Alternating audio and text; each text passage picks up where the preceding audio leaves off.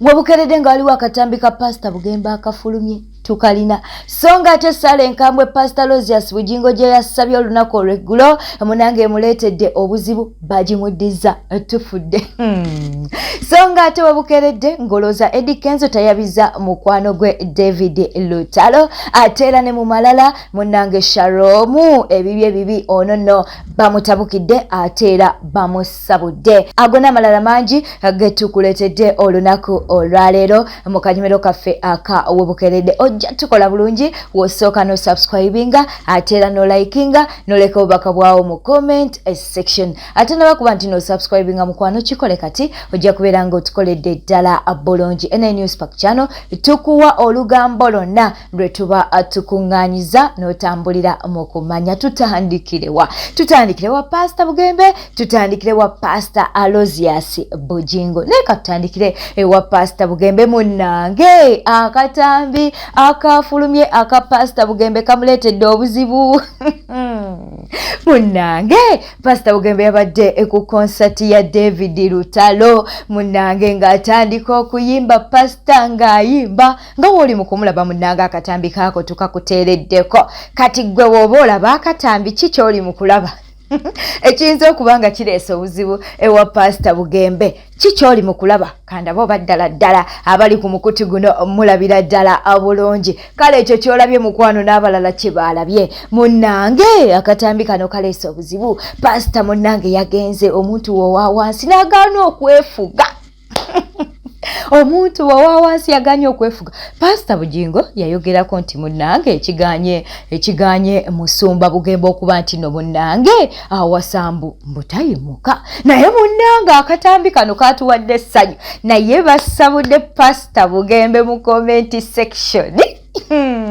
bagambye nti omuntu ewatandikidde okuba nti naayimuka batandise okufuna essuubi nti munnange essaawa yonna onaagenda kubeera ng'ava ku lujja ssaawa yonna onaagenda kubeera ng'ate awasa katukuyiseeko mu comment section munnange obeere ng'ogalaba oyinza okugamba nti ffe tutema mugambo comment section munnange yeeyo akatambi keeko nga wooli mu kukalaba ate era ne comment section obubaka bwe bataddewo bwewe bwe tuli mu kuba nti naate tukuwa olunaku olwaleero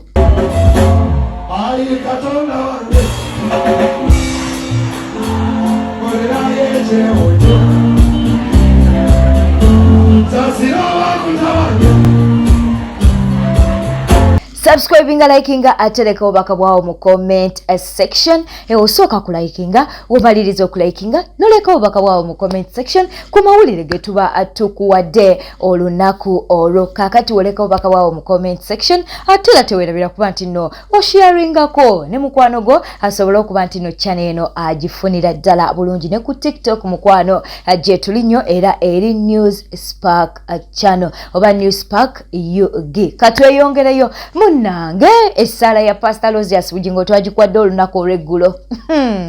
essaala munnange yabadde enkambwe simanyi oba abasumba mukkirizibwa okuba nti nomusaba essaala bwete essaala yo yabadde enkambwe go ge mazima okitegeera nomukwano katusooke tukuwa essaala eno eri ggwe ayinza okuba nti naate tewagifunye yamukuza omuliro amagezi gabe gafuula obusirusiru basuula eddalu batambule nga bayita tembo basuula eddalu batambule nga bayita tembo basuula eddalu batambule nga bayita tembo basuula eddalu mukama abali mu Uganda n'abali ebweru wa Uganda naye nga bakwata contract okulemesa house of prayer nga bakwata contract okulemesa Bujingo nga bakwata contract okulemesa Salt Media nga bakwata contract sente ze babawa mukama zifuuka amanda sente ze babawa mukama zifuuka enjaba sente ze babawa mukama zibafuukire emirambo tegivanga mu nnyumba zaabwe essaala yeeyo yabadde enkambwe kaakati nno ni munnange ne bafuutu soja tebatudde bamuddiza essaala essaala Pastor Bujingo gye yasabye ng'asabira bubi abantu abali mu ggwanga n'abali wabweru w'eggwanga teyasabidde bubi bali mu ggwanga bokka naye n'abali ebweru w'eggwanga munnange nabo mbwe abali mu kuba nti no balwanyisa Kanani essaala yabadde enkambwe yabasabidde essaala yabadde enkambwe kaakati nabo bagimuddiza katubeere nga tubikuwa olaba Bujingo bwatukuba malisi wa Katonda mbo tetujja kulokoka tuli balabe ba Katonda omulaba bwatukolako malisi Katonda nze sisobola kuba mulabewo olaba katukolako malisi mbufe tetuli ba kulokoka tuli balabe ba Katonda nze sibangako mulabe wa Katonda Katonda nyimirira waneno Bujingo mpaayiriza abo Bujingo bayina malisi twagala Pentagon tusaba njuyo mukama buli we tukola live tusaba njuyo musajja wa Katonda sente z'ennyumba yazizimbiramu omugwisiri mukama Katonda fe tuyimirira wano maso mu bukamera buneno Bujingo bwayagala butuoche nga tubanje ennyumba yo mukama tetubanga ko balabe bo mukama naye musajja wa Katonda sente z'ennyumba yo yazizimbiramu omuzina mukama fe tetubanga ko balabe bo mukama wabula twagala kimu Pentagon fe tubanja njuyo mukama kabaka wabakabaka tugende maso ne Sara je batusabiranga bwe tugizaayo tuzaayo Sara kulokoka abano balabebo Kusagana tulisagera ankora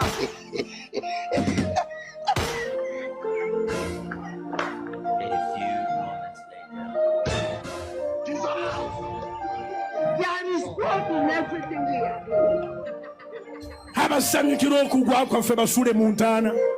abasanyukira okulemererwa kwaffe basule mu ntaana abasanyukira okugwa kwaffe basule mu ntaana abasanyukira okulemererwa kwaffe basule mu ntaana abasanyukira okugwa kwaffe basule mu ntaana twabaganya kujjukirwa ne mu nsi eno twabaganya kujjukirwa n'amannya gaabwe naffe wano tusabewo abalemesa bannayuganda okufuna enkyukakyuka oluvannyuma lw'okubonaabonyezebwa basule mu ntaana mukama bonna abayimiridde mu kkubo ly'enkyukakyuka basule mu ntaana mukama buli yenna kaabe nga yeefuula omusajja wa Katonda basule mu ntaana mukama abeerimbise mu linnya ly'omukama ne babbiramu abantu abali desperate mukama basule mu ntaana tuba tugizaayo Sara ku Sara pressure ku pressure yes webitenno webirireko bakabwawo mu comment section news pack channel gonna tugakuwanga we tuba tugafunye katubere nga tweyongerayo twagala tusooke tubeere nga tuyozayoza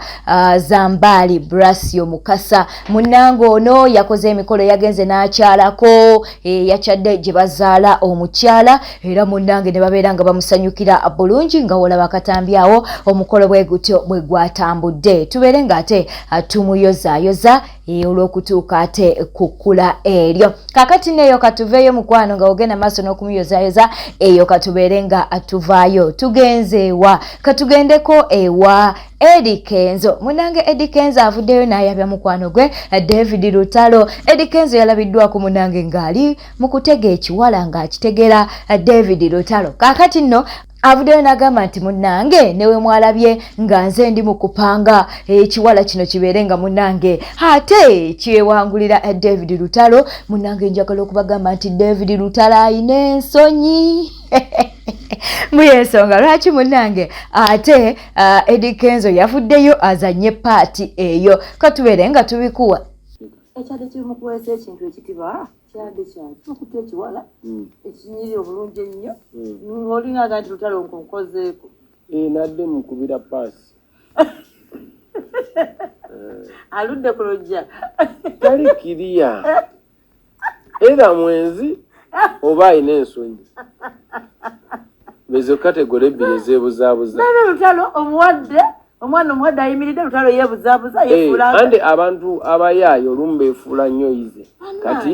ayinza oba era muyaaye obanga abatya kati gw'omuleetera emyaka gitya ayinza okuba si musajja oyo nno munaye yalwa nnyo mu kyalo golanga wano erwera evumbi naye ye yaliko teyali mu ttawuni wano teyali wano mu Luweero wano mu Kasana waze n'ebiso kati otaddako ejjambiya teyali mu Kasana kati yali mu Luweero oli weso yali mundako kati nze muyamba ne mulaga ku kibuga omwana onagala violence violence kwoli yetya wamukoledde ekintu nga kiri ku mukeeka banange Nengamba singana baddo kajajjata nga kituufu naye era yagizeegize eti okakana waliwo awakimubbieko nenyiiga nnyo omwana sajja oyo eswaziza ku buko ne ku bugenyi olwero byemu ati omwana n'akimupakulako fe nemugo waayo omuntu gwe nkuwadde nti ate simanyinemugaa naye lutalo kiki yogera ensonga teyanyeze ate n'agira ati neebuzaabuza namuvisa amusibire namusibire nga tebanyize gwe baba owate batatwala onyiiga nnyo ati manye obuzibu bwalimu yeetya Webukeredde nga Shalom munnange bamusabulidde ki jukira nti ono olunaku olweggulo munnange yakoledde omwana we akabaga yavuddeyo n'abeera nga ate akola akabaga olunaku olweggulo kaakati nno munnange nga omanyi nti abantu babeera ne info waliwo yavuddeyo n'alyoka agamba nti munnange lwaki oyo omwana omuyita firstborn wo ng'oyina ate omulala oyina firstborn omulala gw'otalabirira gw'otayogera nako bwe batono bavuddeyo ne babeera nga bamusabula kaakati no bavudde awo ate ne batandika okusabula omwana basabudde omwana wa Shalom katukuwa akatambi kano bane baswiri ani atimbye omukolo gwa mutabani wa Shalom Jayden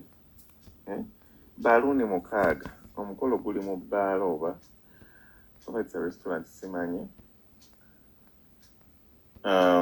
anko wa Jayden kasuku mu bipale bye era bulijjo ye ku mikolo yasalawo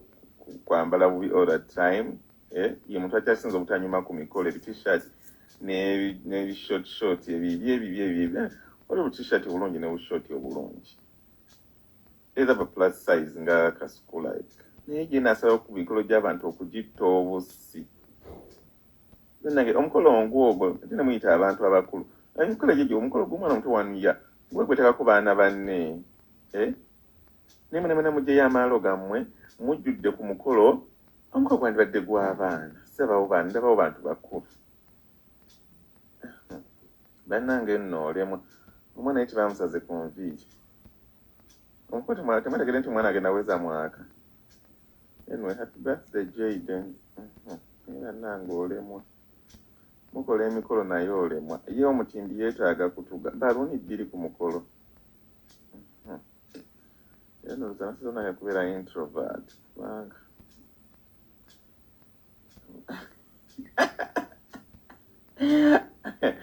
sigenda kubeera introvert ngenda kuvaamu mu buliri wakukikola Wete tambudde badde mulabi mulungi olekwe kumina ku Newspark channel subscribinga likinga leka obubaka bwawo mu comment section beera bulungi wera